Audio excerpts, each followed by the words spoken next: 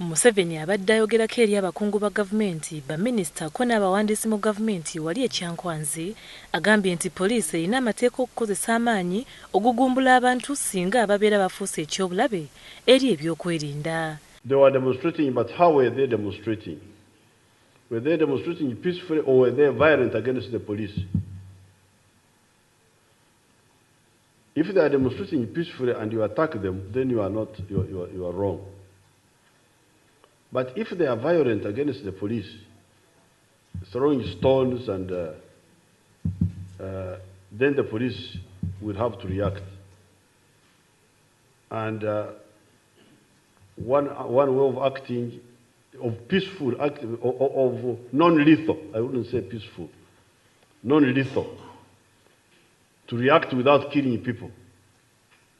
There are a number of ways. One way is what they call baton charge. They charge you with their shields. This is provided in the Police Act. They charge you with their shields and with their batons, short, heavy sticks. Museveni agambye nti eky'abasirikale okukola effujjo ku bantu kisinziira ku ngeri abantu bano gye beeyisaamu ng'balaga obutali bumativu bwabwe eri gavumenti. Ono akikkaatiriza nti lwaki abawagizi b'abavuganya gavumenti abalala tebakola ffujjo okuggyako abawagizi ba Dr. Kizza Besigye bokka buli kiseera okulwanagananga ne poliisi. Where the police are caught in some issues is mainly to do with people like Dr. Besigye. There are other opposition leaders. I have not heard them being involved in these conflicts with the police. They are there, Cecilia Ogwar, people like the DPs, the MAOs, the UPCs,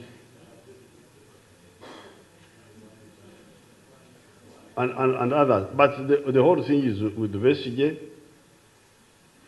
and with his indiscipline and lawlessness.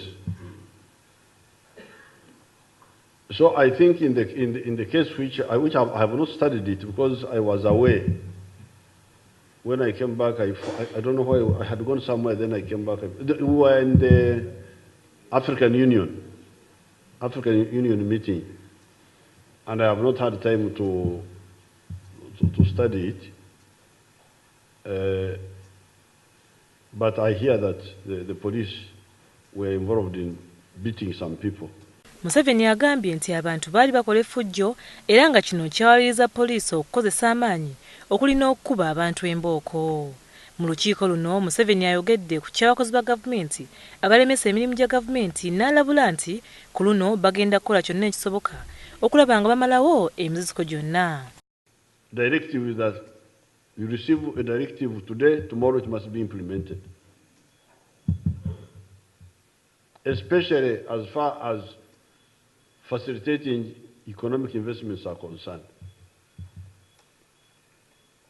And you see the results. You see the results. Because there is a lot of enthusiasm for coming to Uganda. I get a lot of inquiries. This is because people see that Uganda is stable. Museveni agambye nti bagenda kukola kyonna okulwanyisa enguzi n'obukenuzi mu bitongole bya gavumenti byonna okusobola okuggya eggwanga lino mu bwavu. I get a lot of information on corruption from the public. Even when the department is concerned do not give me the information, I get information from the public.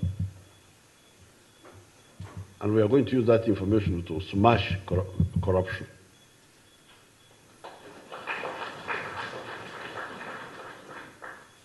There's no way the corrupt can challenge us. Mu lukungaana lwe lumu Minisita Dr. Rugunda agambye nti omusomo guno gumenyeewo emiziziko gyonna egibadde wakati wa bannabyabufuzi ko n'abakozi b'emirimu mu gavumenti ekintu bulijjo ekibadde kikosa entambuza y'emirimu. We have broken the walls that have been standing between the political leadership in terms of the central leadership of the party which is the power and the machinery of government. We all realize now that essentially we are one team.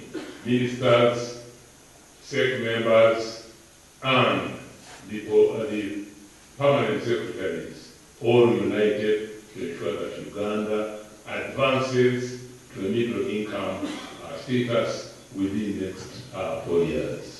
Olukungaana luno lwogedde ku ngeri y'okulongoosamu obuweereza bw'emirimu eri abantu bonna n'okukendeeza omuwendo gw'abakozi b'emirimu egy'ekikugu mu bitongole ebya gavumenti eby'enjawulo.